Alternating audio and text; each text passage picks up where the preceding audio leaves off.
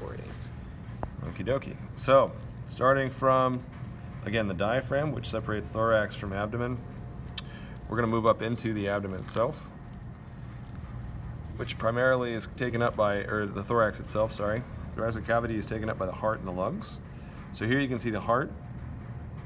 It's covered by this fatty deposit and by a membrane called the pericardium, which we'll get under shortly, but here's the heart. This is the left lung and the right lung. It's very, very important to remember that these are labeled in accordance to the animal itself, not in the way that you're looking at it. And the last thing before we get in there that you can see that's a bit odd is if you see this glandular structure wrapping around the heart here, this large chunk right here, this pinkish sort of thing, can you see that? Mm-hmm. Okay. That's the thymus. So in humans, the thymus degenerates after about 2 years old or even less. It's present in infants, helping regulate body temperature, but in adult humans, it's not present at all. But in cats, it's maintained as a very functional gland. So thymus. All right. Getting through the pericardium now, which is, as you can see, is sort of the outer layer is just a big fat deposit. And this nice tough layer right here is the pericardium proper, which I'll have to cut to get under. There we go. I hope you guys are getting all these fun noises that we're making here. It's really part of the dissection experience, is the horrible noises these things make when you do this. Yeah. Oh, scraping. Oof. Scraping and tearing and ribs popping. Good times. You guys are missing out. Hope everybody's doing well, by the way. All right. So again, all this sort of brownish, reddish stuff is just coagulated blood. So we'll rinse some of that away.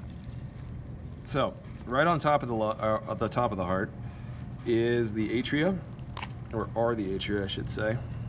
So the atria are basically two collecting pouches, one of which, the right side here, you can see the right atrium sitting right on top of the heart.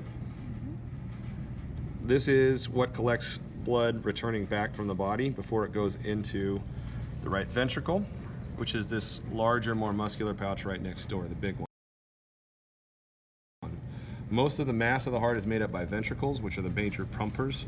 And the reason the heart is kind of lopsided is the left ventricle over here is much bigger than the right ventricle. Right ventricle pumps blood from the heart to the lungs. So it'll exit right here through the pulmonary artery, which may not be easy to see. Right here.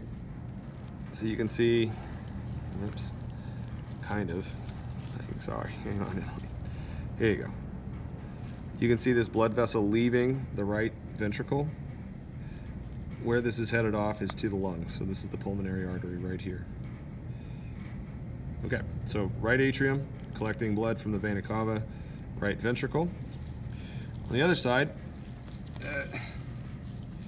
you have really gross cat. Whose cat is this? I have to figure this out. Somebody's got a really nasty kitty here. From what you can see right over here, the left atrium is sitting right on top. Again, small compared to the rest of the heart. Kind of wrinkly because they expand. They're sort of like an accordion structure, like a stomach, because they need to expand to fill as blood flows from the lungs back to the heart. And then on this side you have the left ventricle, which is the largest and most muscular, which you can't really experience with me here, but very tough, very muscular, because the left ventricle's job is to spit blood out to the entire body. And his major responsibility is maintaining blood pressure. And you can see where that ejects right here on the top side, which, if I do a little digging,